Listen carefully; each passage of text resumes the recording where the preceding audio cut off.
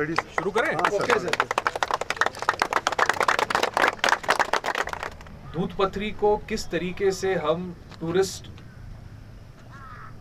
Hub की तरह कश्मीर में इस्टेब्लिश कर सके, उसका एक पहला कदम जो हमने समझा था वो ये था कि टूरिस्ट नो डाउट दूध पथरी आ रहा था, पर दूध पथरी में उसको टाइम रिटेन करने के लिए एक दिक्कत हो रही थी कि यहाँ पे नेटवर्क नहीं था। और मुझे नहीं लगता है कि एक टेलीकॉम टावर को देख के इससे पहले मुझे कभी इतनी खुशी हुई होगी, और उतनी ही खुशी शायद आपको पहले कभी ना हुई हो।